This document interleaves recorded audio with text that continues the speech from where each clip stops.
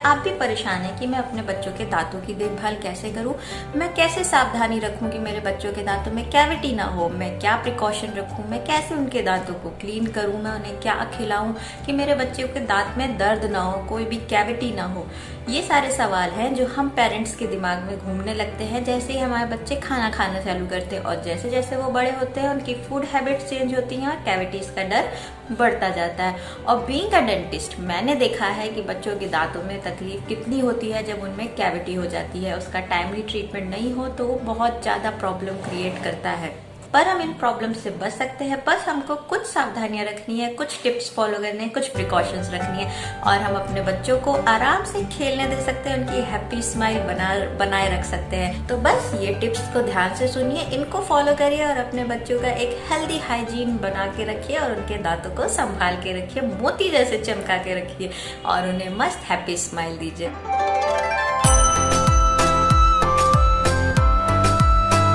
नमस्कार, मैं हूं नेहा और स्वागत है आप सबका मम्मा आदि की पाठशाला में। आज हम डिस्कस करेंगे कि हमें क्या प्रिकॉशंस रखनी है, कौन सी बातों का ध्यान रखना है अपने बच्चों के दांतों को कैविटी से बचाने के लिए। तो चलिए शुरू करते हैं। तो बच्चों की डेंटल हाइजीन में सबसे पहला सवाल ये आता है कि हमें उनके दांतों की सफाई करना कब से चालू करना है। तो एक बात को ध्यान में रखना है हमें कि बच्चों के जो दांत होते हैं वो सेकेंड ट्राइमेस्टर प्रेगनेंसी में ही बन जाते हैं, वो जॉ में प्रेजेंट रहते हैं, उनका इरप्शन 6 महीने के बाद से होता है। तो इसका मतलब ये नहीं है कि बच्चे के दांत दिख नहीं रहे हैं तो हमें उसके दांतों की सफाई नहीं रखनी है, हमें तब भी प्रॉपर सफाई रखनी है अपने बच्चों के मसूड़ों की।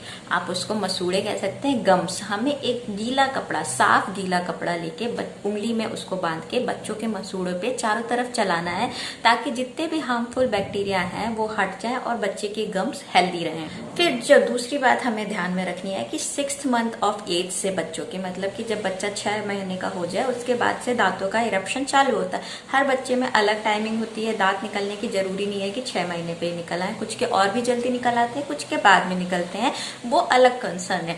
तो जब बच्चे के दांत निकल आए तब हमें इन्फेंट ब्रश करके आते हैं जिनको हम फिंगर्स पे पहनते हैं, उनके ब्रिसल्स बहुत ही ज्यादा सॉफ्ट होते हैं, वो लेना है और उनसे दांतों की सफाई करनी है, अच्छे से दांत साफ करना है, देखना है कि कुछ भी प्लाक जमा नहीं हो। प्लाक यानी कि कोई भी लेयर दांतों के ऊपर चिकनाई जैसी कुछ भी जमा नहीं होनी चाहिए। जब 6 महीने का होता है तो वो सॉलिड खाना चालू करता है, तो इसलिए दांतों की सफाई और भी ज्यादा जरूरी है क्योंकि अब बैक्टीरिया का और भी ज्यादा कंसर्न बढ़ जाता है बच्चों के मुंह में। अब उनको और भी इंटरेस्ट आता है कि अब तो हमें बहुत सारी वैरायटी मिलेगी। जब बच्चा कंप्लीट डाइट लेने लगे तब हमें ब्रश के साथ साथ टूथपेस्ट का भी यूज करना है। पर ध्यान रखिए कि 2 साल के बच्चे, 2 साल से कम एज के बच्चों के लिए हमें चावल के दाने के बराबर टूथपेस्ट लेना है।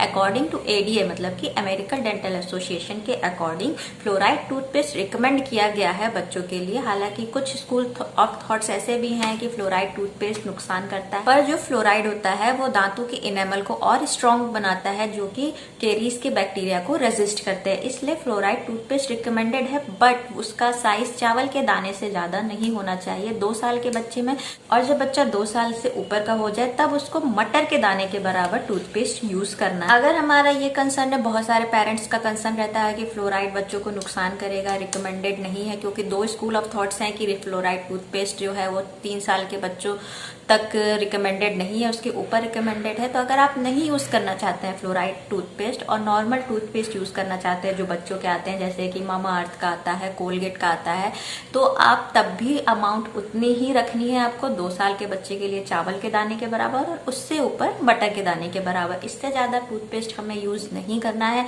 क्योंकि बच्चों में थूकने की हैबिट इतनी जल्दी डेवलप नहीं होती है और वो उसको अंदर लेंगे, इसलिए हमें अवॉइड करना है कि बच्चे ज्यादा टूथपेस्ट का इंटेक ना कर पाए। कंसर्न ये रहता है कि बच्चा थूकता नहीं है। एक्चुअली आदि को भी अभी स्पिट करने की आदत इतनी ज्यादा नहीं है, पर वो धीरे धीरे डेवलप हो रही है। स्पिट करने की हैबिट 2 साल के बाद बच्चों में डेवलप होती है, इसीलिए 2 साल से छोटे बच्चों को बहुत कम अमाउंट में टूथपेस्ट यूज किया जाता है ताकि अगर वो धोखे से अंदर चला भी जाए तो बहुत नुकसान ना पहुंचाए। फिर जो नेक्स्ट पॉइंट हमें ध्यान रखना है वो ये है कि ब्रशिंग 2 टाइम्स अ डे करानी है, एक सुबह और एक रात को सोने से पहले। ये बच्चे की हैबिट में डालें, उसको शेड्यूल बनाएं, उसको सिखाएं शुरुआत से ही कि बेटा हमें 2 बार ब्रश करना ही करना है, एक मॉर्निंग में एक सोने के पहले, ताकि जितने भी जर्म्स है, हार्मफुल बैक्टीरिया है, वो हमारे बच्चों के माउथ से निकल जाए। एक बात का जो ध्यान यहाँ पे रखना है वो ये है कि कभी भी बच्चे को अकेले ब्रश करने ना छोड़ें। बच्चों को कम से कम 5 साल की एज तक सुपरवाइज करना पड़ता है ब्रशिंग करने में, क्योंकि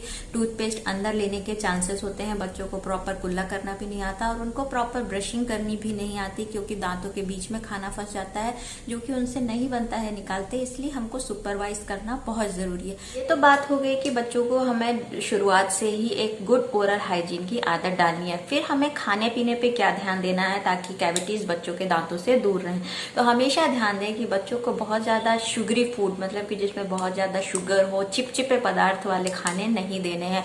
जूसेस, जो बाजार में जूसेस मिलते हैं उनमें भरपूर अमाउंट में शुगर होता है, न्यूट्रिशन नहीं होता, इसलिए बच्चों को वो जूस बिल्कुल भी ना दें। एक्चुअली जूस बच्चों के कैविटी का एक बहुत बड़ा रीजन होता है। तो बच्चों को जूस कभी कभार दें, और अगर देना भी है तो सिर्फ घर का बना हुआ जूस दें। बाहर के जूस में सिर्फ प्रिजर्वेटिव्स और शुगर होती है।